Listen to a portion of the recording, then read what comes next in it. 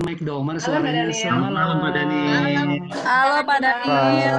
Halo Pak Tangannya Daniel. gerak-gerakin ya, Apa kabar? digerak-gerakin tangannya. Yes. Ayo dong, biar kinestetiknya jalan ayo dong. Yang belum buka video, saya belum kelihatan tangannya nih. Aduh, ada coach saya, wah, saya diliatin sama Bro Martin, sama Max Sandy, senior-seniornya. Thank you teman-teman, thank you teman-teman, thank you, thank you. Oke. Saya panggil sahabat aja ya. Saya panggil sahabat. Terima kasih untuk menyempatkan. Udah capek-capek. Saya tahu mungkin ada yang masih di jalan, ada yang masih di kantor, Mas Dodi gitu ya. Jadi berjuang untuk dengerin. Semoga 1,5 jam ini benar-benar membawa manfaat dan juga menjadi pembelajaran buat kita semua pada malam hari ini. Nah, menariknya adalah kalau hari ini kita total yang daftar ke saya itu hampir 120 orang in total. Kayak gitu biasa lah ya. Kalau sesuatu yang gratis itu datangnya pasti setengahnya, tapi nggak apa-apa. Paling nggak mereka berusaha untuk mendaftar. Masih makan Tapi malam kali Pak Daniel. Tapi saya menghargai Bro Derajat ya.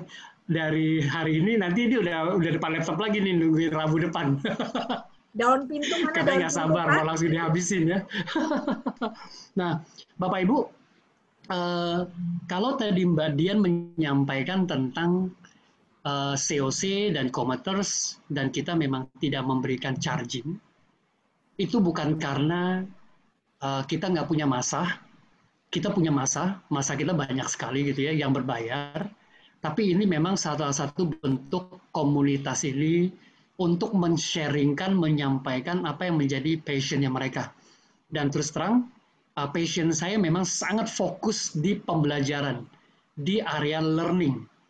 Dan bertepatan karena kita udah di era digital, jadi saya mengawinkan antara yang konvensional menjadi digital. Bagaimana ini bisa memenuhi beberapa aspek yang memang sebenarnya secara pembelajaran di Indonesia ini udah ketinggalan banget, sangat amat ketinggalan. Jadi kalau di sini ada guru, ada praktisi, ada yang sekolahnya tinggi, saya mohon maaf gitu ya. Saya mohon maaf karena memang kita agak ketinggalan. Jadi kita mau mengejar ketertinggalan. Dan saya selalu juga ada Bro Rahman Syarif ya, dokter-dokternya udah banyak banget. Dia sampai mengajar di kementerian, di kepresiden dan sebagainya, tapi beliau masih mau sit down belajar dari, kalau saya itu udah kayak anaknya seperti itu ya kan.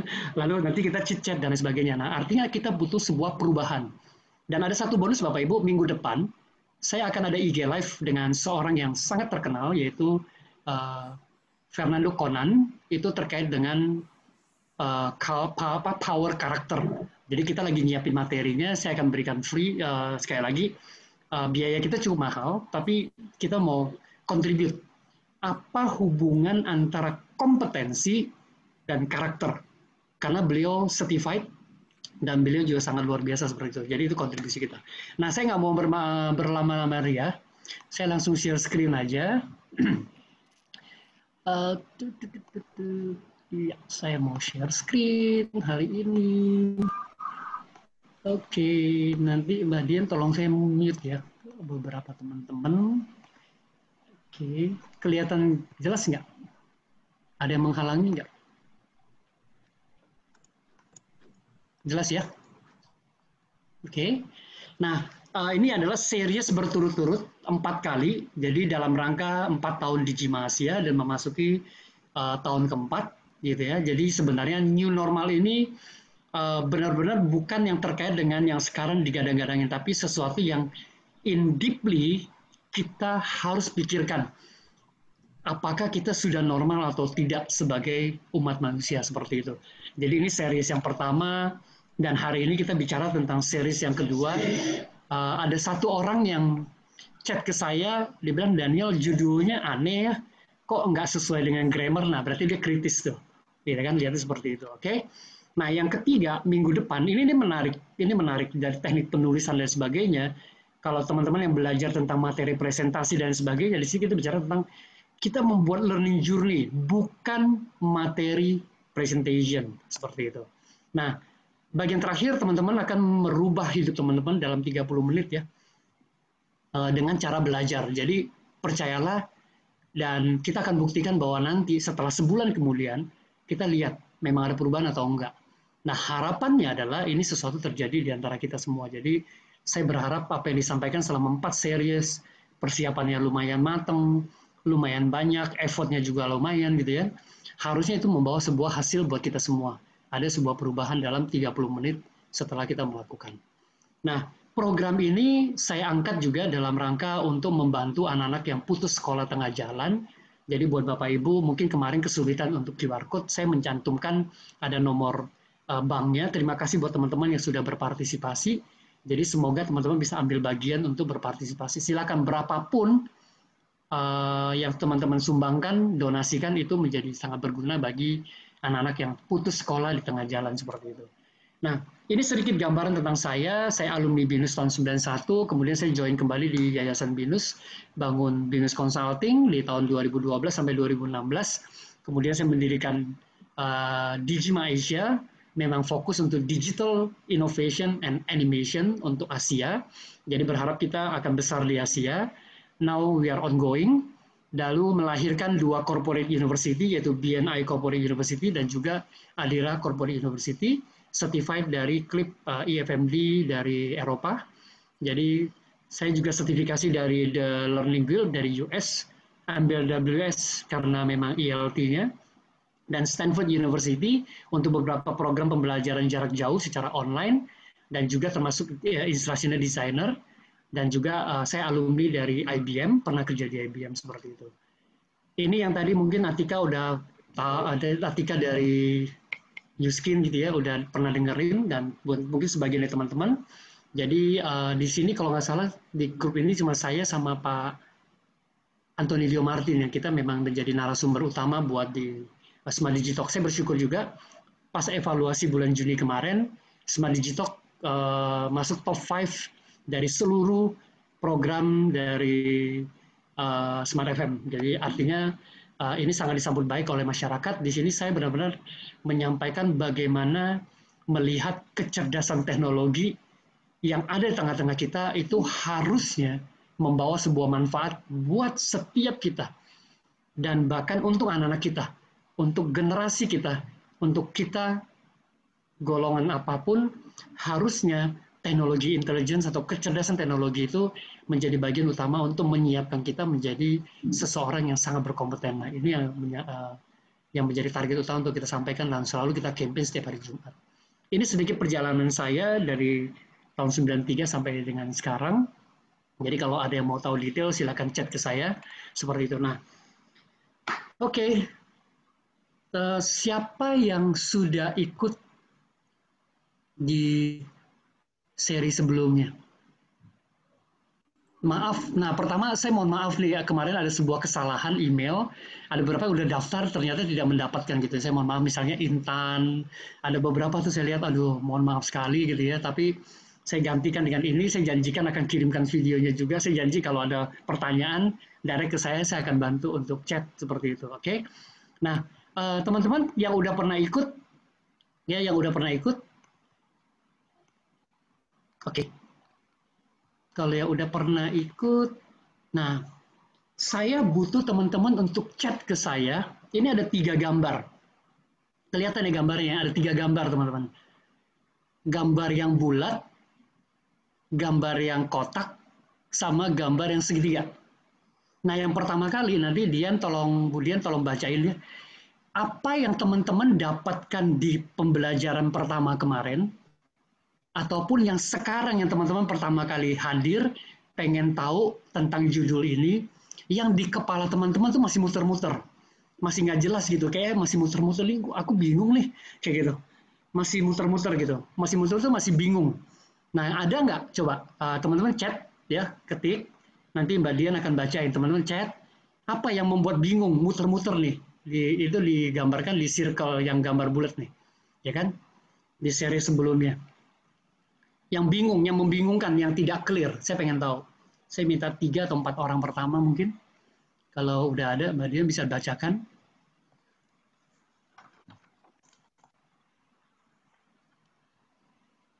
Atau kalau sambil nulis, ada teman-teman yang langsung mau ngomong, nggak biasa nulis ya. Kalau saya tuh lebih suka ngomong dibanding nulis. Jadi bisa open mic, langsung sebutkan nama, langsung sampaikan. Saya bingung ini nih, Bro Daniel, saya pengen tahu ini nih, saya bingung ini, dan sampaikan aja. Masih putar-putar, masih bingung apa? Ayo silakan, open mic, sebut nama, langsung disampaikan. Sementara yang lain bisa ketik. Oke. Content learning seperti apa sih yang akan kita bahas pada kesempatan kali ini? Oke. Oke, content learning apa ya? Oke. Yes. Ada lagi? Ini berarti berkaitan dengan hari ini nih kalau yang Oke, ini. nah hari ini berarti yang pertama nggak ikut ya? Oke. Ada lagi, Kak? Boleh open mic loh kalau ada yang mau, silakan. Iya. Sayang, mic-nya kok nggak di-open. Dites juga aja. Kalau Bu Intan itu malah tertarik sama slide-nya. Slide-nya keren Oh, kok. iya. Itu ada yang tiupin, Bu. Kiri kanan ada yang tiupin. Nggak berpikir soal Gini Ojini kan ya. Oke, Oke, ada creative thinker kalau menurut Pak Asep. Asep creative thinker. Yang masih pusing ya creative thinkernya ya? Orangnya dong berarti ya, creative thinkernya orangnya berarti ya. Kayak gitu. Oke, Thinker ya. good, good, good. Ada lagi? Ada lagi Kak Bapak? Satu lagi. Satu lagi.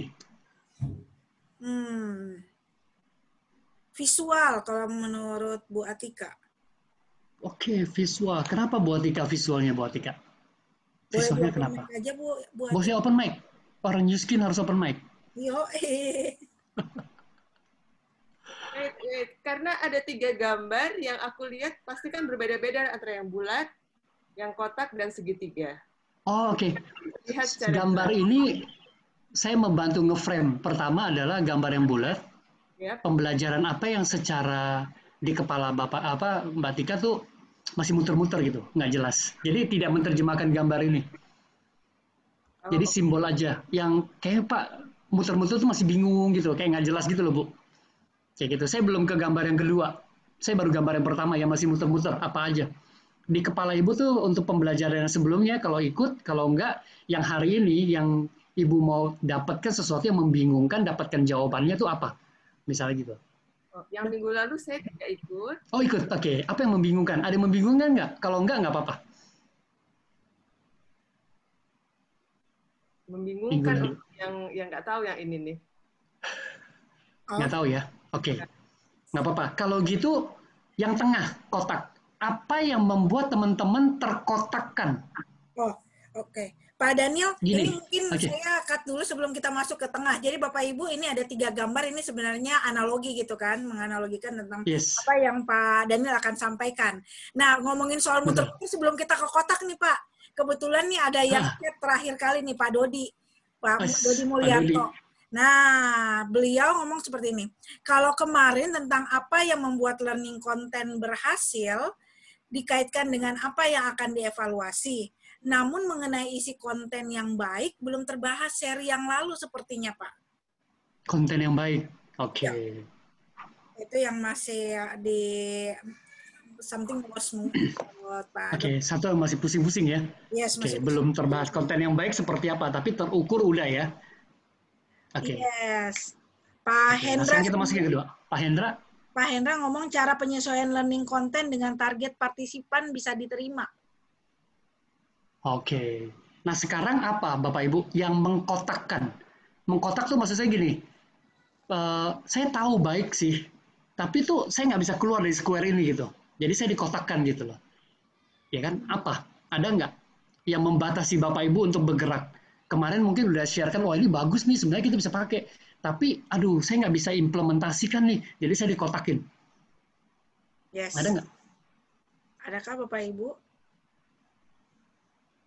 Buat Tika ada? Tadi kan yang bulat-bulat nggak ada tuh, berarti kotak harusnya ada. Itu udah, ya, kalau nggak ada, aman ya.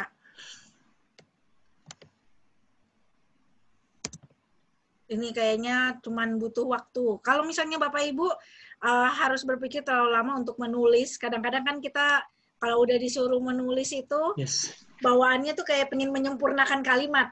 Sudah Bapak Ibu langsung aja, konten aja, langsung di-unmute aja. Oke, dari Pak Steve, sistem kebijakan dan aturan. Oke. Jadi yang kotak-kotakan itu sistem kebijakan dan aturan, Pak. Good point. Kebijakan. Yes. Hai, Pak Kebijakan Daniel. dan aturan. Yes. Gitu ya. Hai, Pak Bro. Ini Pak Hendra nih, Pak. Hai Pak Hendra, apa kabar? Gimana Pak Hendra? Silakan Pak Ya, Hendra. baik. Ya, kurang lebih sama dengan kebijakan atau SOP kita biasanya terpaku di situ. Jadi konten kita tuh kayak terbatas gitu, mau menampilkan ini takutnya, oh ini lari dari SOP yang kita mau trainingkan. Itu selalu yang menjadi selalu pembatas kita lah untuk berkreasi. Apalagi kalau di agriculture company ya, kayak seperti saya ini kan Pak Hendra di Kalimantan ya Pak?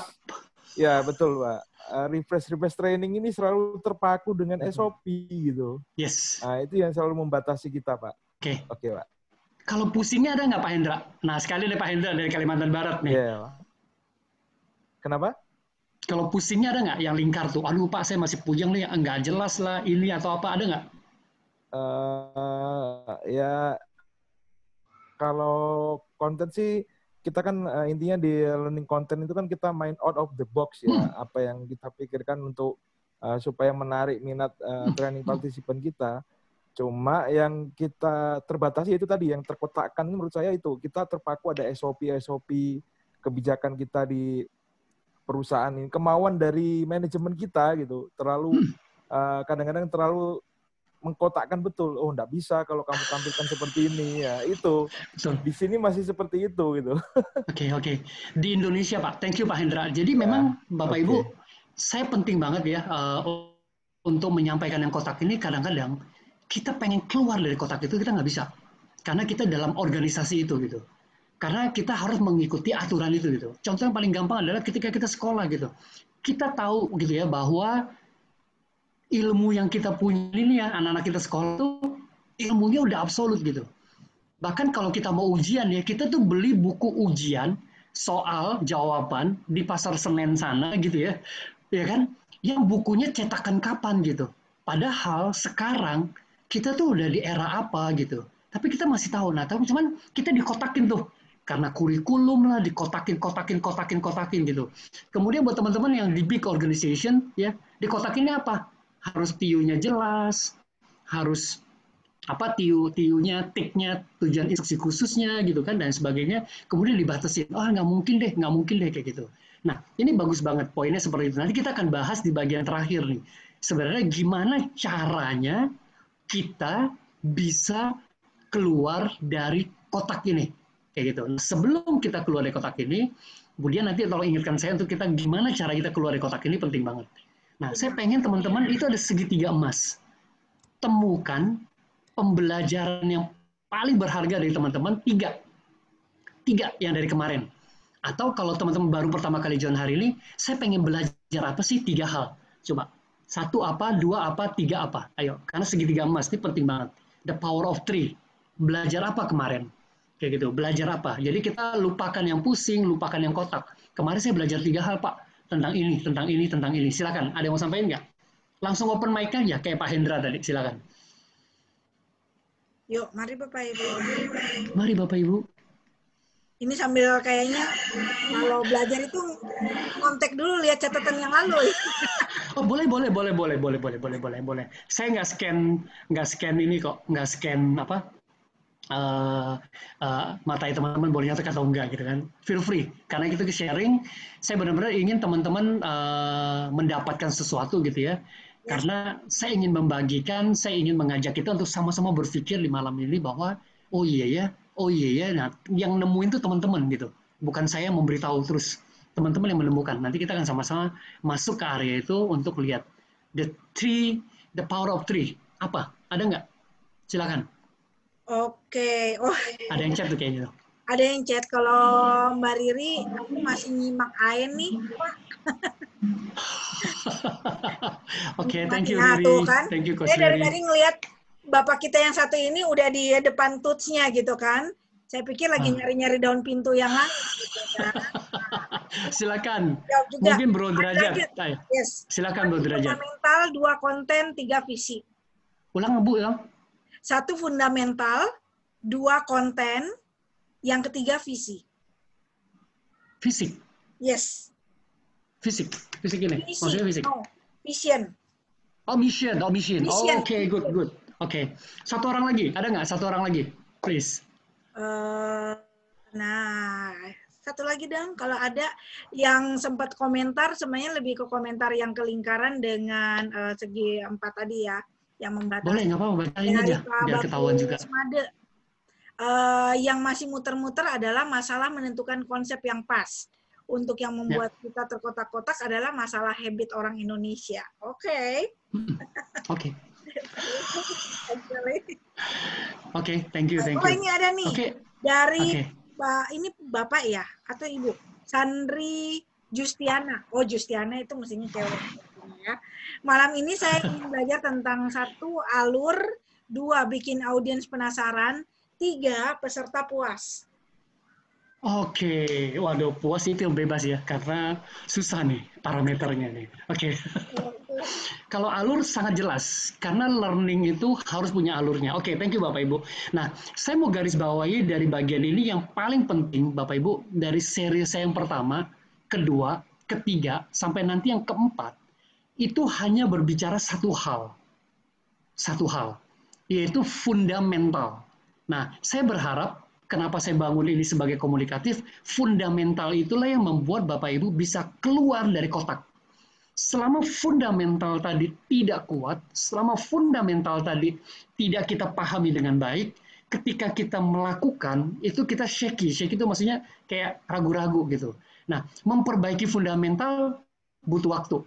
Tapi nanti di bagian sesi yang terakhir, itu kita perlu 30 menit untuk bisa menerapkan itu, supaya itu berdampak. Nah, that's why fundamental itu jadi penting banget, seperti itu. Oke, thank you untuk yang partisipasi hari ini. Nah, sebelum saya masuk ke bahan saya, thank you buat teman-teman yang udah daftar dengan come out beberapa pertanyaan. Ini saya coba rekap. Kalau ada yang tanya kemarin ya, dia tanya gini, bagaimana jika apel itu diganti dengan alpukat? Ini sebenarnya bukan lucu-lucuan juga gitu ya. Tapi pertanyaannya gini, Bapak Ibu, pernah nggak bawa alpukat jalan-jalan gitu? Lalu alpukatnya taruh sembarangan, kalau mau dimakan sewaktu-waktu bisa kayak gitu? Tentunya enggak. Jadi analogi apel ini memang udah dipikirkan sedemikian rupa, selain khasiat dan lain sebagainya. Kita bicara tentang konten adalah sesuatu yang memang easy untuk dibawa. Tidak perlu pakai sendok, ya kan? Tidak perlu pakai pisau dan lain sebagainya, seperti itu. Jadi memang kita menganalogikan ini dengan buah apel, karena memang ini adalah sesuatu yang sifatnya bite-sized konten yang mudah digigit, karena alpukat kita tidak makan dengan cara menggigit. Kita sendok, kita kupas dulu pakai sendok dan lain sebagainya. Bertepatan, saya penikmat alpukat juga gitu ya, tapi kebutuhannya juga berbeda seperti itu. Jadi itu sudah dipikirkan sangat matang. Jadi kalau mau diganti alpukat, mungkin kita akan ganti topik nanti seperti itu. Oke? Ada lebih baiknya juga ketika kita lihat bahwa ada yang bertanya tentang blended learning, apakah efektif? Jawabannya untuk 3 ini. 3, 4, 5, 6. Itu menjawab 3, 4, 5, 6 juga. Blended learning adalah pembelajaran yang sangat amat efektif. Ingat, blended learning pembelajaran yang sangat amat efektif. Dia akan mengcover sesuatu yang berdampak, bisa mengencourage semua generasi, bisa menimbulkan semua learning experience, dan tanpa harus depend on gadget. Ya, ini pertanyaan dari teman-teman. Jadi saya rangkum jadi satu. That's why blended learning itu sangat amat saya rekomendasikan untuk diimplementasikan. Nah, ketika kita bicara blended learning, contohnya kalau teman-teman hanya conduct sebuah pembelajaran lewat pertemuan konvensional saja, itu bukan blended learning. Seperti ini. Jadi ketika kita di era sekarang, di pandemik ini sebenarnya, ini kita dipaksa untuk hal yang sangat positif untuk menerapkan blended learning. Ya kan, blended learning itu tidak bicara tentang face to face dan juga digital, tapi kita menggunakan semua media, semua multimedia, termasuk face to face, untuk membantu kita melakukan pencapaian tujuan pembelajaran. That's we call blended. Kita ngeblend jadi satu, ya kan? Contoh, nanti di sesi yang terakhir itu saya akan menerapkan blended learning-nya. Makanya nanti ada orang tertentu yang ikut seri C4, mungkin saya akan ketemu face to face, ya. Jadi nanti ada materi yang kita kirim lewat WhatsApp, atau nanti ada materi yang kita kirim lewat email, untuk dilihat, untuk dipelajari, untuk ditonton, untuk diberikan feedback kemudian, lalu nanti kita kirimkan konten terkait dengan pembelajaran, kita perlu tahu trackingnya dan lain sebagainya, lalu kita harus ketemu lewat media online seperti ini, nanti sifatnya teman-teman mempraktekkan, nanti ketika udah dipraktekkan, nanti ada pendampingan ketika kita terjun untuk konvensional. Jadi itu penting banget. Jadi sehingga itu mengcover sesuatu yang berdampak. Jadi bukan teori. Bukan hanya saya ngomong, terus teman-teman bisa sambil tidur di sana. Bukan. Tapi sesuatu yang kita melibatkan kinestetik kita. Kita melibatkan brain kita untuk berpikir. Dan juga hal inilah yang mengencourage Gen X. Kalau saya tidak salah pahami, Gen X itu saya tipenya. Justru Gen X itu paling mudah karena dia melewati beberapa generasi. Kenapa? Karena Gen X itu paling cepat adaptasinya. Karena dia pelan-pelan ikut dari satu fase ke fase selanjutnya. Beda dengan baby boomers. Kayak gitu. Beda dengan baby boomers. Ketika otaknya mulai udah turun, dia pindah tuh. Nah, itu yang membedain. Seperti itu. Oke? Nah, learning experience yang tadi saya sebutkan bahwa si learner tadi dia belajar sesuatu. Si learner tadi dia melakukan sesuatu seperti itu. Jadi itu penting banget. Nah, tanpa tergantung dengan gadget, yes. Apakah kita bisa lakukan? Bisa. Ya kan? Tapi bukan berarti tidak ada gadget sama sekali. Kenapa? Bapak Ibu, di era digital, gadget is a must. Tapi bagaimana kita melihat gadget itu mendukung kita untuk membantu kita belajar sesuatu yang lebih baik. That's what we call blended learning. Seperti itu. Nah, saya menjawab itu. Lalu kalau kita bicara tentang blended learning, ada yang tanya bagaimana cara membuat content learning yang fun, sehingga peserta engage dan impactful. Tadi ada pertanyaan tuh.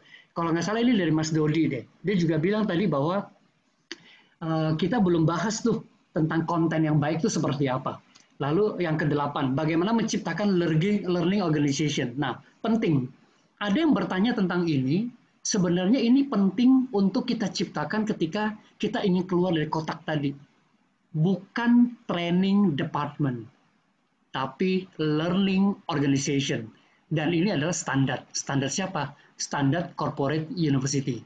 Standar sebuah organisasi yang ingin mencetak talent. Jadi dia perlu learning organization, bukan training organization.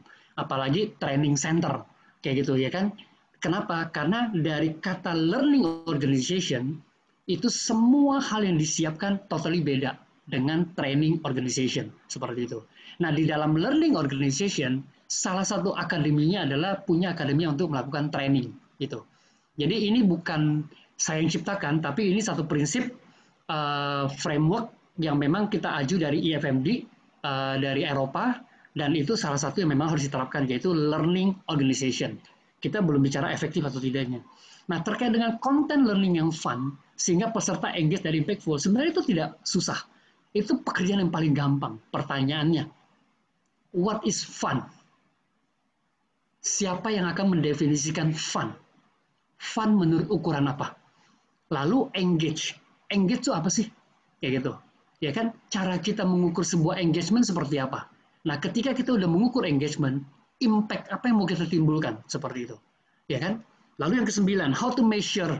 Bagaimana mengukur bahwa itu efektif, mengukur bahwa itu sukses. Bikin alat ukurnya aja. Bikin alat ukurnya. Selama ini kita jarang bikin alat ukurnya. Contoh, kita udah di masa pandemik, masuk bulan ke-5. Ya kan, saya dengar sebentar lagi gubernur kita akan menerbitkan tuh, kayak mau di PSBB lagi, mau di lockdown. Kita ngukurnya pakai apa? Ngukurnya jumlahnya naik. Yang disuruh apa? Yang diminta apa? Yang diminta jangan pakai apa? Yang diminta adalah pakai masker, cuci tangan, pakai masker, physical distancing. Ya kan? Oh, karena kita tidak melakukan ini tuh, jadi naik. Logiknya nggak dapet, Bapak Ibu. Logiknya nggak dapet, seperti itu. Alat ukur yang dia pakai nggak sama, karena nggak ada yang bikin alat ukur. Cuman, kalau kita tidak cuci tangan, kalau kita tidak physical distancing, kalau kita tidak pakai masker, asumsinya adalah korban COVID akan naik, jumlah COVID akan naik. Lalu sehingga kita melakukan tindakan. Itulah yang membuat kita seringkali terjebak dengan sesuatu yang sudah kita lakukan berulang-ulang, berulang-ulang dan kita tidak pernah bisa membuka pintu apapun. Karena kita berkutat di situ terus, di situ terus, di situ terus. Karena nggak ada mikirin. Mulai besok akan dibacain lagi. Jumlah COVID akan naik. Teman-teman, tolong dong pakai masker, tolong dong cuci tangan, tolong dong physical distancing. Kayak gitu. Apakah itu akan berubah? Enggak. Karena kita tidak pernah bikin alat ukurnya. Kita tidak pernah benar-benar in-deep melihat impact apa yang harus dihasilkan. Dan bagaimana kita membuat kontennya. Seperti itu. Kalau kita lihat, kembali lagi pertanyaan nomor 7. Emang nggak banyak konten yang fun untuk cuci tangan? Dokter juga bikin, sampai dibikinin TikTok dan lain sebagainya. Fun nggak? Kok nggak engage? Kok nggak impactful? Seperti itu. Kenapa? Kuncinya adalah kita nggak pernah membuat alat ukurnya. Sehingga semua itu seperti di udara. Dia bikin apa? Melayang-layang semuanya. Kayak gitu. Langsung cepat menyimpulkan. Itu yang paling bahaya. Dan itu tidak boleh terjadi di dalam proses pembelajaran yang harusnya kita ciptakan. Ini penting. Ini penting. Karena kita bukan dalam sebuah organisasi yang kita sharing-sharing aja, kita kumpul-kumpul. Ya oke, aku belajar. Enggak. Tapi kita sebuah organisasi, seseorang yang datang ke forum ini, belajar untuk bagaimana mendevelop kompetensi kita. Nah, nanti ada videonya, saya akan tunjukkan teman-teman. That's the way we do. Seperti itu. Oke? Dan yang terakhir, bagaimana strategi yang dilakukan supaya level pembelajaran meningkat dari applying, analyzing, evaluating, bahkan creating dengan menggunakan online learning. Itu materi kita hari ini. Jadi tolong disimak nanti ya. Oke, thank you teman-teman. Nah, coba kita lihat. Tema kita hari ini adalah always want open new doors.